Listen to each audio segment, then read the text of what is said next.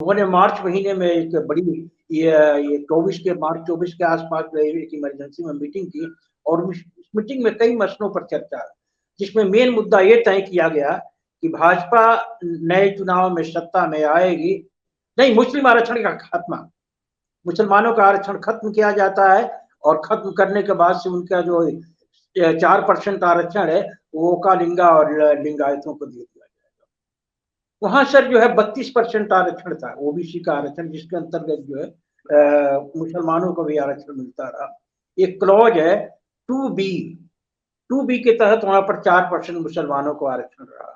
उस आरक्षण को जो है वही मार्च महीने में इन लोगों ने कैबिनेट की मीटिंग किया और उसको खात्मे का आदेश जारी कर दिया।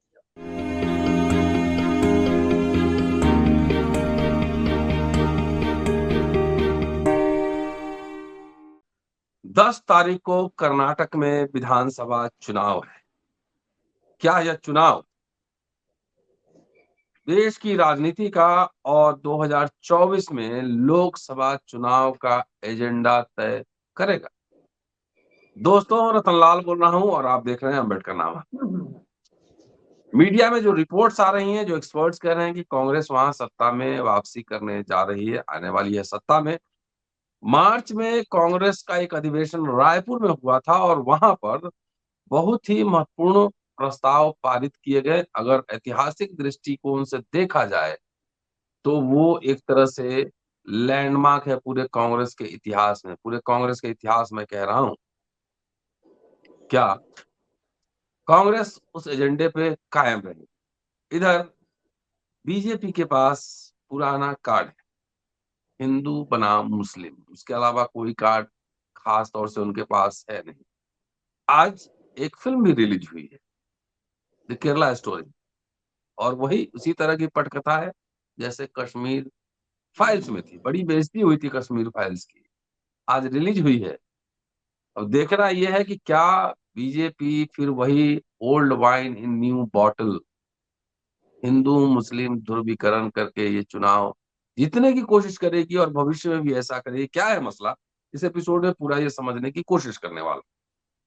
मेरे साथ एचएल दुसार साहब हैं, डाइवर्सिटी मैन ऑफ इंडिया के नाम से जाने जाते हैं और बेबाक तरीके से अपनी बात रखते हैं। इस विमर्श में मुस्लिम आरक्षण को केंद्र बिंदु मानकर पूरे बातचीत को आगे बढ़ाई जाएगी और कर्नाटक चुनाव के माध्यम से पूरे देश की राजनीति को समझने की कोशिश की जाएगी। स्वागत है दुसार साहब आपका अम्बेडकरनामा में। Thank you sir.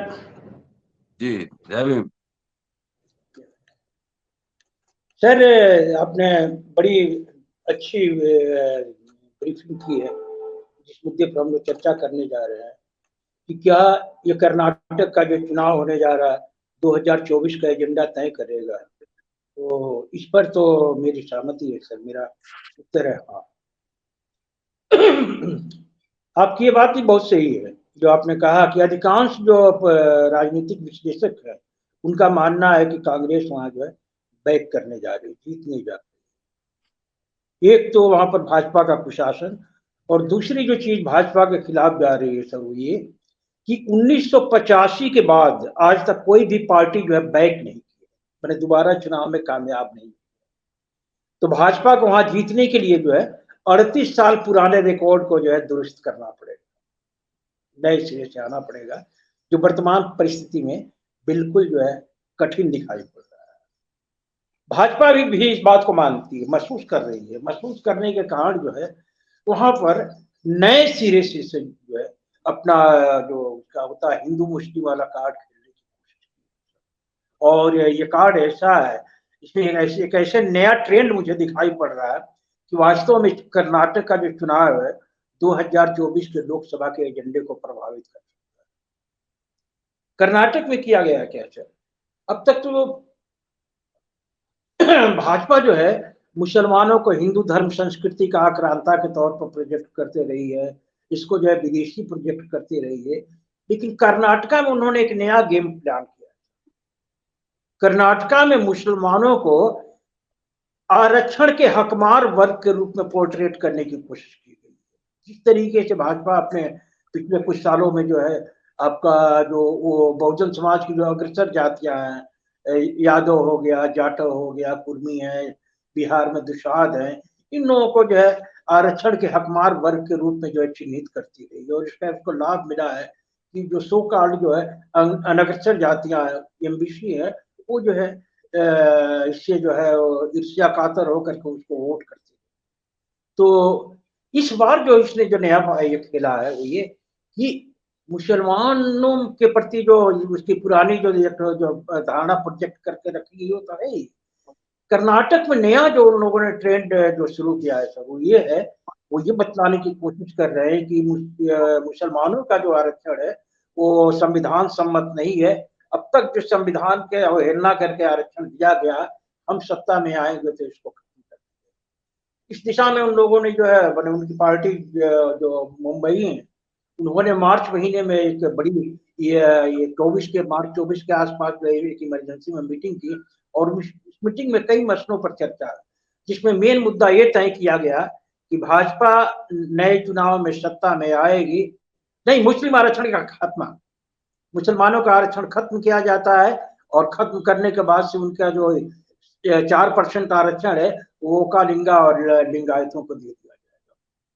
वहां सर जो है 32% आरक्षण था, ओबीसी का आरक्षण, जिसके अंतर्गत जो है मुसलमानों को भी आरक्षण मिलता रहा। एक क्लॉज है 2B के तहत वहां पर 4% मुसलमानों को आरक्षण रहा। उस आरक्षण को जो है वही मार्च महीने में इन लोगों ने कैबिनेट की मीटिंग किया और उसको खात्मे का आदेश जारी कर दिया। गनीमत यह है कि सुप्रीम कोर्ट ने इस पर जो है हस्तक्षेप किया है और इसको जो है 9 मई तक के लिए स्थगित रखा है। अर्थात जो है 10 को चुनाव हो रहा है, 10 के चुनाव के बाद से 13 को वोट रिजल्ट आएगा, उसके बाद से जो है उसका कुछ निर्णय लिया जा सकता है। तो इस बार जो मुस्लिम हेटर्ड का कार्ड खेला गया था, उसमें मुसलमानों को जो है एक आरक्षण का हकमार वर्ग के रूप में चिन्हित करने की कोशिश किया गया है। इनके जितने भी स्टार प्रचारक हैं, आपका मतलब जो जोगी भी वहां का दौरा कर चुके हैं, राजनाथ सिंह भी दौरा किए हैं और अमित शाह, तो अमित शाह इस लोगों का सारा कंसेंट्रेशन ये है कि संविधान की उपेक्षा करके जो है वहां पर दिया गया है इनको मुसलमानों को 4% आरक्षण जो हम खत्म कर दिए हैं और इस आरक्षण को जो है ओका लिंगा और दूसरों में बांटे। तो ये उनका दिया है, बतलाने की कोशिश कर रहे हैं कि मुसलमानों को आरक्षण पाने का कोई अधिकार नहीं है और ये आपका अधिकार जो है बरसों से अपने ये में कर रहे हैं। दुसाध साहब, एक तो कि जो ओबीसी का जो रिजर्वेशन है उसमें बहुत सारी पिछड़ी जातियां मुसलमान समुदाय में आती हैं। एसटी में भी कुछ कम्युनिटीज हैं जो मुसलमान इस्लाम धर्म से रिलेटेड है एसटी में, जहां तक मेरी जानकारी है, खास तौर से जम्मू कश्मीर वाले इलाके में। लेकिन सवाल ये है कि 5 साल शासन में रही बीजेपी, जब आई उस समय नहीं खत्म की और मई में जाके ये मार्च में जाकर 23 में इसको खत्म करने का आदेश पारित करी। क्या मसला है, नहीं समझ में आ रहा। नहीं, मसला जो है सर, जो मुझे इस बार के जो चुनाव में सबसे खास बात दिखाई पड़ रही, वो जो मुस्लिम हेटर्ड है उसको एक नया रूप देने की कोशिश है। जैसे मैं बताया कि अब तक उनको हिंदू धर्म संस्कृति का आक्रांता के तौर पर पेश किया जा रहा है, मंदिर तोड़क रहे हैं इन सब रूपों में, लेकिन यहाँ तो इनको एक आरक्षण का हकमार वर्ग के रूप में प्रोजेक्ट करने की कोशिश हुई है इसके जरिए। नहीं, और आश्वासन दिया। साहब 5 साल सत्ता में रही है ना, 5 साल बीजेपी, तो ये निरस्त की है जो मुस्लिम आरक्षण को 2023 में की है ना। तो 5 साल क्या कर रही थी बीजेपी? पहले कर देना चाहिए था ना फिर। अब उनके पीछे सर जो है पूरा प्रचार तंत्र है, तमाम लोग हैं, लॉजिक कोई जुक्ति उक्ति चलती नहीं है। वो जो कह दे समझ जाइए कि उसका प्रचार तंत्र जो है उसको देश के लोगों के मनोमस्तिष्क पर हावी कर देता है। तो बहरहाल सर मेरा जो मानना है कि इसने जो है एक नया गेम प्लान किया और ये 2024 के इलेक्शन को प्रभावित करने जा रहा है।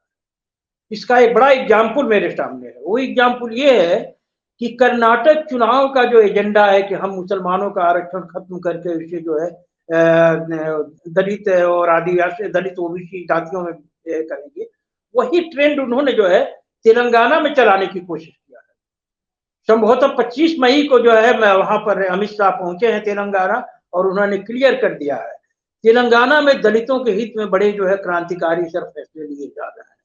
वहां आपको मालूम ही है कि बाबा साहब के नाम पर विधानसभा बना है, 125 फीट की जो है बाबा साहब की मूर्ति बनी है। उसके अतिरिक्त बहुत सी ऐसी योजनाएं हैं सर जो बिल्कुल क्रांतिकारी हैं दलितों के पक्ष में। तो दलितों के पक्ष में वहां पर जो है एक जो है जो एटमोस्फेयर इन्होंने खड़ा किया है वाईसीआर ने, उसको काटने के लिए साफ वहां पहुंच करके कहते हैं कि हम इस आरक्षण का खात्मा करेंगे और खात्मा करके इस आरक्षण को हम देंगे एससी एसटी ओबीसी, माने एससी एसटी ओबीसी को अधिकार दिलाएंगे।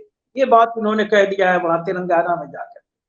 तो जाहिर है सर कि कर्नाटका में जो मुस्लिम हेटर्ड को एक नया जो अंदाज दिया गया है, उसका सामना विपक्ष को 2024 में करना पड़ सकता है।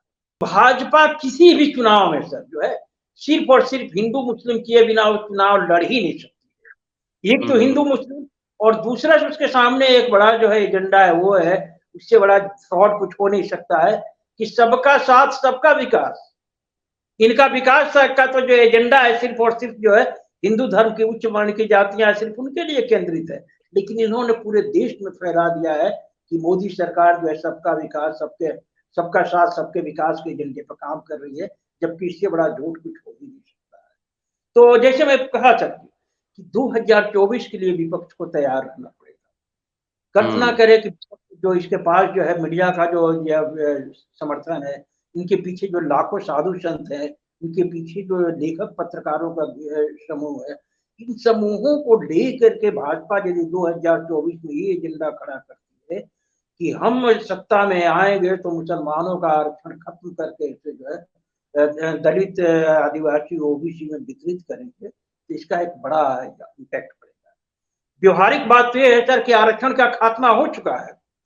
खुद नितिन गडकरी ने 5 अगस्त 2018 को कह दिया है कि आरक्षण कहती है खत्म है, कागज पे ही रह गया, आरक्षण नहीं है। तो सभी जानते हैं सर कि आरक्षण लगभग कागजों की सुबह बन चुका है, इसका व्यवहारिक इम्पैक्ट कुछ भी नहीं है। लेकिन सभी लोगों को जानकारी नहीं है, तो सिर्फ ये कह दिया जाए कि इनका आरक्षण खत्म करके हम आपको आरक्षण देंगे तो दलित पिछड़ी जातियों में सर नए सिरे से नामबंदी होगी। जैसे आपने बताया सर कि हर जगह जो है एससी में भी शायद है और ओबीसी के तो शायद 79 या 80 जातियां हैं मुसलमानों की, तो उसके अंतर्गत आती है। तो कोटा तो उनका चिन्हित नहीं है, लेकिन कुछ परसेंट है। तो इनका प्लान है कि अगले चुनाव में हम यही करेंगे कि मुसलमानों को आरक्षण जो ओबीसी के अंतर्गत चाहे एससी के अंतर्गत मिलता रहा उसको खत्म करेंगे और संदेश देंगे कि ऐसा करके जो है हम दलित पिछड़े को जो है अधिकार दिला रहे हैं। ये जो है सब जो है एक बड़ा एजेंडा है, एक नया खतरा है और इस खतरे का सामना करने के लिए विपक्ष को तैयार रहना पड़ेगा। बहुत भयंकर चीज है। तो मैंने इस मुद्दे पर सर जो है ये कुछ लेख लिखे और देखा कि लोगों का एक बड़ा अच्छा रिस्पॉन्स है। अब ये है कि जो ये भाजपा अब तक करते रही है, जो मुस्लिम हेटर्ड का जो गेम प्लान करते रही है, जो इनकी सोच है, हेडगेवार का आविष्कार है। 1925 में आरएसएस की स्थापना करते समय हेडगेवार ने जो है यही सूत्र दिया था, हिंदू संस्कृति का जयगान और मुस्लिम विद्वेष का प्रचार। उसी का लाभ उठा करके भाजपा आज तक जो है अपने पार्टी के पावर को इतना बढ़ाई है और आगे भी बढ़ाती रहेगी। फिर ये करनी चाहे 2024 में कर सकती है।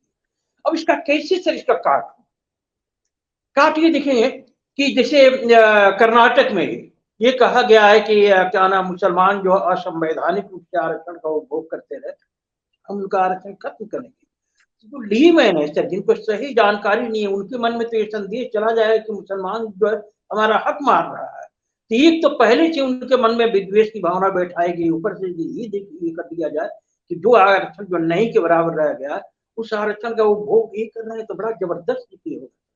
इसके फलस्वरूप जो है मुसलमानों के खिलाफ जो नफरत की भावना, उनके खिलाफ आक्रोश जो है सो काल जो हिंदू मतदाताओं में और जबरदस्त बढ़ जाएगा। तो 2024 का यदि जो है सर भाजपा के खतरनाक एजेंडे का सामना करना है तो आपको कुछ ऐसा प्रोग्राम देना पड़ेगा सर जो मुस्लिम हेटर्ड की भावना है, मुसलमानों के प्रति जो नफरत की भावना बहुजनों में पनपाई गई है, वो नफरत की भावना जो है कहीं और शिफ्ट हो जाए। कहीं और शिफ्ट होने का मतलब सर सीधा मेरा कहना है कि ये भावना जो दलित पिछड़ों में जो मुसलमानों के प्रति भड़काई गई है, इस भावना को जो है भाजपा के चहेते वर्ग की ओर शिफ्ट कराना पड़ेगा। कुछ ऐसा उपक्रम कराना पड़ेगा कि लोग जो है जो मुसलमान जो है बिल्कुल बदहाल स्थिति में आ चुके हैं, दलितों के बराबर चाहे इनकी 19-20 के आसपास स्थिति है, जो कभी शासक की स्थिति में रहे, आर्थिक रूप से गुलामों की स्थिति में पहुंचे हैं, उनको खिलाफ जो है ये भावना जो बरसाने जा रही है, तो उसका एक ही तरीका है कि हम कोई ऐसा एजेंडा दे जिससे मुसलमानों के खिलाफ जो नफरत है वो कहीं और शिफ्ट हो जाए, भाजपा के चाहते और उसके लिए सर जो बेस्ट मेरे ख्याल से जो एजेंडा सामने आ रहा है, मैंने उसी को जो है ये अपने पिछले लेख में सामने रखा और देखा कि लोगों का बड़ा अच्छा रिस्पॉन्स। मेरा मानना है सर कि भविष्य में भी भाजपा जो है हिंदू मुस्लिम कार्ड खेलती रहेगी। आपने देखा 2-3 दिनों से किस निर्लज्जता के साथ जो प्रधानमंत्री कह रहे हैं कि जाइए आप जो है बजरंगबली का नाम लीजिए और भाजपा को जो है मोहर लगाइए। इस तरीके से कोई कहता है, बजरंगबली वहां सबसे बड़ा मुद्दा हो गया। तो इस मुद्दे की काट के लिए सर एक यही तरीका है, वो है सोशल जस्टिस के राजनीति का विस्तार। और इसका विस्तार किस रूप में? विस्तार देने के लिए जो भाजपा इस बार जो गेम प्लान कर रही है कि मुसलमान जो है दलित पिछड़ों का आरक्षण खा रहे हैं, इनका हकमार वर्ग है, उसी तरीके का आपको प्लान करना पड़ेगा, बतलाना पड़ेगा कि जितनी भी दलित पिछड़ों की जो वंचना है, जितनी भी इनकी अधिकार विहीनता है, उसके लिए जिम्मेवार सिर्फ इसके लिए प्लान भी यही है कि आप एक ऐसा मुद्दा दें कि हम यदि सत्ता में आएंगे तो 7.5% सवर्णों को उनके संख्या अनुपात पर रोकेंगे और उनके संख्या अनुपात पर रोकने के बाद से उनके हिस्से का जो सरप्लस अपॉर्चुनिटी है वो वंचित वर्गों में, दलित पिछड़े महिलाओं में हम बांटेंगे। ये सर एजेंडा देना पड़ेगा कि जो है सवर्णों को संख्या अनुपात में रोकेंगे। मेरा दावा है सर कि जिस दिन विपक्ष ये एजेंडा दे दे, ये अगर स्लोगन दे दे कि हम सवर्णों को जो है 7.5% जो सवर्ण है उनको संख्या अनुपात पर रोकेंगे और उनके हिस्से का जो सरप्लस अपॉर्चुनिटी है बाकी वंचित वर्गों में बांटेंगे, मेरा दावा है सर जो है मैंने फेसबुक पर लिखा है कि ये एजेंडा यदि सामने आता है तो जो है 1000 मोदी भी भाजपा को नहीं बचा पाएंगे। और सच्चाई है सर, इतिहास की मांग है कि आज के तारीख में हर कोई जानता है कि भारत में जो आर्थिक और सामाजिक गैर बराबरी का विस्तार हो रहा है दुनिया में कहीं नहीं है और उसके लिए सारा का सारा जिम्मेवार जो है सवाल है। मैं बार बार अपने लेखों में लिखता हूँ ये जो 7.5% सवाल है, महिलाओं को बात जाने दीजिए सर। अभी 2 साल पहले रिपोर्ट आई है, आपके चैनल पर हम लोगों ने चर्चा किया है, 2021 के जो ग्लोबल जेंडर गैप की रिपोर्ट है सर, उसमें बताया जा रहा है कि भारत की आधी आबादी को आर्थिक रूप से पुरुषों के बराबर आने में 257 साल लगने।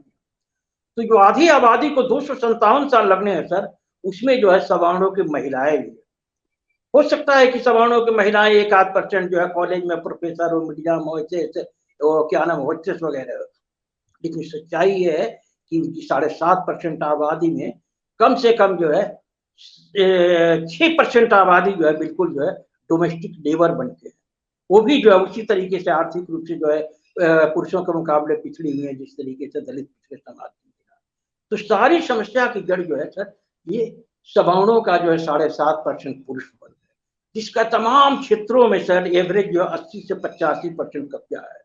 यदि जाति जनगणना होती, जिससे बिहार में आपके बिहार में एक अच्छा इनिशिएटिव लिया गया, लेकिन है उनका हर जगह कब्जा, उन्होंने उसको रुकवा दिया। तो जब जाति जनगणना यदि होती है सर तो पता चलेगा कि जो 7.5% सवर्ण पुरुषों की आबादी है, इनका ए टू जेड तमाम क्षेत्रों में सर, अब तक तो हम लोग आरक्षण के नाम पर सिर्फ नौकरी की बात करते रहे, लेकिन मेरा दावा है सर कि जब कायदे से इसकी गणना होगी तो ये दिखाई पड़ेगा कि शासन प्रशासन से सरकारी और निजी क्षेत्र के नौकरियों के से सप्लाई में, डीलरशिप में, ठीकों में, पुलिस और क्या नाम है मिलिट्री के जो ऑफिसर वर्ग में है, न्यायपालिका में, सभी जगह जो है प्राय जो है 70 से 80% जो है इनका कब्जा है। 7.5% इनको यदि ये कर दिया जाए कि इनको संख्या अनुपात पर रोकेंगे, सिर्फ 7.5% यदि आप रोकते हैं सर, तो रोकने का नतीजा क्या होगा कि 60 से 70% अवसर जो है सरप्लस हो जाएंगे और इस सरप्लस अवसर को यदि आप वंचित वर्गों में बांटते हैं तो भारत जो है जो यह है आर्थिक और सामाजिक विषमता से पीड़ित है, इससे मुक्त हो जाएगा। उसको आप महिलाओं के मध्य यदि बांटते हैं, महिलाएं जो है धीरे धीरे 257 सालों के बजाय जो है बहुत जल्दी जो है आर्थिक रूप से पुरुषों के बराबरी में आ जाएगी। तो मेरा तो मानना है सर कि विपक्ष यदि जो है वो करना चाहता है, कर्नाटक में खेले गए खतरनाक जो है मुस्लिम हेटर्ड का सामना करना पड़ता है, तो उसको अपनी ओर से यही देना पड़ेगा कि हम सत्ता में आएंगे तो 7.5% सवर्णों को उनकी संख्या अनुपात पर रोक करके उनके हिस्से का बाकी औरों में देंगे। जैसे इस बार ये गेम क्या खेलने जा रही है, ये बतलाएगी कि हम जो मुस्लिम जो आरक्षण का भोग कर रहा है, जिसको कोई भी माने कॉन्स्टिट्यूशनल राइट नहीं है, उस आरक्षण को छीन करके हम दलित पिछड़ों में बांटेंगे और नाम मात्र के आरक्षण के नाम सुन करके सर हो सकता है कि ये वर्ग जो है उसके बहकाव में आ जाए। ऐसी में यदि आप ये आश्वासन देते हैं, विपक्ष देता है कि 7.5% लोगों को उनके संख्या अनुपात पर रोक करके तमाम ए टू जेड सभी क्षेत्रों में जो है जो सरप्लस अपॉर्चुनिटी है उसको दलित पिछड़े आदिवासी मुसलमान और महिलाओं के मध्य बांटने की, तो भारत का जो आपका जो पॉलिटिकल सिनेरियो है सर टोटली चेंज हो सकता है। मैंने कहा ना, मैंने फेसबुक पर लिखा है कि 1000 मोदी भी भाजपा को नहीं बचा पाएंगे। समस्या तो ये है सर ना, आपके हाँ विपक्ष जो है अपना बहुत ही जो डिफेंसिव खुल करके मुद्दा ही नहीं उठाता है। सच्चाई ये है कि भाजपा की जो है तमाम साजिशों की तमाम उसकी गतिविधियों के काट जो है एकमात्र सामाजिक न्याय है। हिस्ट्री में जाए तो जब सामाजिक न्याय का जो है नए सिरे से विस्तार होता है मंडल रिपोर्ट के जरिए, उसकी काट के लिए सही मैदान उतरती है, उसके लिए ही जो मंदिर का आंदोलन खड़ा करती है और मंदिर आंदोलन से मिली सत्ता का इस्तेमाल जो है देश बेचने से लेकर तमाम जो है उन क्षेत्रों के खात्मे में करती है जहां इनके लिए अवसर था, दलित पिछड़ों की उन्नति के लिए उनके विकास की जहां पर अवसर थे उनको खत्म कर दिया। तो थोड़ा सा विपक्ष अगर प्रयास करे सर तो इनका सामाजिक न्याय विरोधी चेहरा जो है बहुत आसानी से सामने आ सकता है, लेकिन वो नहीं करते हैं। न करने का नतीजा है कि भाजपा जैसी जो है आरक्षण विरोधी पार्टी अति पिछड़ों को प्रलुब्ध करके रखी है और अब कर्नाटक में जो है एक नया गेम शुरू करने जा रही है। तो मैं तो सर आपके चैनल के माध्यम से पूरे विपक्ष को ये अनुरोध करूंगा कि प्लीज आप इस विकल्प पर विचार करके देखिए, सवर्णों को जो है उनके संख्या अनुपात पर रोकने का आह्वान करें और देखिए उसका क्या इम्पैक्ट होता है, स्टडी करके देखिए, ये मेरा मानना है। दुसार साहब, विपक्ष एक बड़ा ही बड़ा टर्म है, उसमें कई तरह के इंटरेस्ट ग्रुप हैं, कई तरह के पार्टीज हैं। आपके हिसाब से अगर 7.5% नहीं तो मान लीजिए कि लार्जर 85% का एजेंडा भी अगर हो, सामाजिक न्याय का एजेंडा, तो कौन ऐसी पार्टी है भारत में जिसको टोटालिटी में कम से कम सोशल जस्टिस के एजेंडा को आगे बढ़ा सकती है, उसको लागू कर सकती ना अभी तो मामला तो बहुत ही है निराशाजनक है सर। मैं बहुत पहले जो है आपका 2021 में एक लेख हमने लिखा था और उसमें बताया था कि M.K. स्टालिन बहुजनों को मोदी। हाल के वर्षों में जितनी ये सामाजिक न्यायवादी पार्टियां हैं उसमें सिर्फ जो है M.K. स्टालिन ने कुछ ऐसे कदम उठाए हैं जहां भरोसा बनता है कि ये व्यक्ति जो है ये सही विकल्प हो सकता है सामाजिक न्याय की राजनीति करने से। उस तरीके से आपका तेलंगाना में भी कुछ बढ़िया स्टेप लिया जा रहा है। ये 2-3 है। लोग हैं, मुझे लगता है कि M.K. स्टालिन जो है ये सामाजिक न्याय की राजनीति के सबसे अच्छे चेहरे, उनकी पार्टी जो है वो सारे कदम उठाने जा रही है जिन कदमों से जो है जिन कदमों के जरिए जो है बहुजनों का एम्पावरमेंट हो सकता है, मोदी की खराब पॉलिसी से जो है जिनको उतारा जा सकता है, वो तो वही पार्टी है। बाकी तो मैं देख रहा हूँ सर अब क्या कहा जाता है, लोगों का नहीं, कुछ लेना नहीं। कांग्रेस का अभी रायपुर अधिवेशन दस्तावेज आपने पढ़ा हो, रायपुर वाला। जी। हम्म। और स्टालिन का नाम आपने लिया है, स्टालिन और कांग्रेस का, डीएमके और कांग्रेस का अलायंस है तमिलनाडु में।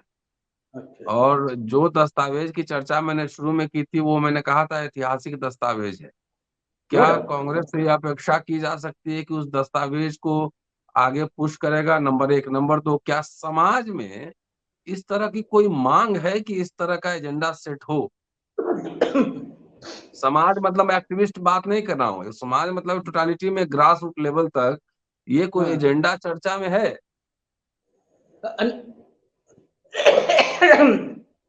है सर, बड़े बड़े एक्टिविस्टों की बात जाने दें, जो एक तरीके से जो फेसबुक पर मैं देखता हूँ लाखों लोग जो सक्रिय हैं जागरूक लोग, उनके जेहन में तो है। और पहले मैं आ रहा हूँ सर उस बात पर जो आपने कहा रायपुर अधिवेशन का जो नाम लिया था, लगता है कि कांग्रेस पार्टी में वास्तव में सर एक बड़ा बदलाव आया है। उसका हम्म। इम्पैक्ट जो है वहां भी दिखाई पड़ रहा है, कर्नाटक चुनाव में दिखाई पड़ रहा है। कर्नाटक चुनाव में जो इनका मैनिफेस्टो जारी हुआ सर उसमें कहा गया है कि हम सत्ता में आएंगे तो SC ST OBC वो का लिंगा और लिंगायतों का अल्पसंख्यकों का जो आरक्षण है 50% से जो हम बढ़ा करके 75% कर, बहुत बड़ी बात है। 75%? 75% करने का उनके मैनिफेस्टो में आया है सर। हम्म। तो ये कांग्रेस का जो मैनिफेस्टो है, जो वहां पर जो मैंने वहां जो हम लोगों ने देखा रायपुर में, तो फ्लूक नहीं है सर। लगातार जो है उस एजेंडे पर, उस संकल्प पर कांग्रेस निर्भर है। ये जो है यहाँ भी साफ दिखाई देता है। और यदि यहाँ पे ये है सच्चाई कि डीएमके और कांग्रेस का यदि सही अलायंस हो जाता है तो ये अलायंस बड़ा उपयोगी होगा, और इसका इम्पैक्ट जो है आपके हिंदी पट्टी में भी पड़ेगा। ये पार्टियां जो सोशल जस्टिस से जो विमुख हुई हैं, उनको सोशल जस्टिस पाने के लिए बाध्य होना पड़ेगा। एक चीज है। बहरहाल दूसरी जो हम लोग जो बात कर रहे हैं सर, इनको यदि अपना वजूद बचाना है, जो की जो उत्तर भारत की जो पार्टियां हैं वो आरजेडी और सपा बसपा इत्यादि, तो उनको भी इस किस्म का मुद्दा उठाना ही पड़ेगा। हम सत्ता में आएंगे तो जो 7.5% सवर्ण है, जिनका शक्ति के तमाम स्रोतों पर 90% कब्जा है, उनको उनकी संख्या अनुपात 7.5-8% पर रोक करके उनके हिस्से का जो सरप्लस अपॉर्चुनिटी है वंचितों में बांटेंगे। ऐसा करना ही पड़ेगा, नहीं करेंगे तो इनका वजूद खत्म हो जाएगा। और यदि ये चीज जो है सर आपके चैनल के माध्यम से कहूँगा वहां तक पहुंचाइए। अगर ये विपक्ष ये करता है तो इसकी कोई काट नहीं सर। मेरा दावा है, मैंने लिखा फेसबुक पर और लोगों ने समर्थन किया कि 1000 मोदी भी भाजपा को फिनिश होने से नहीं बचा पाएंगे।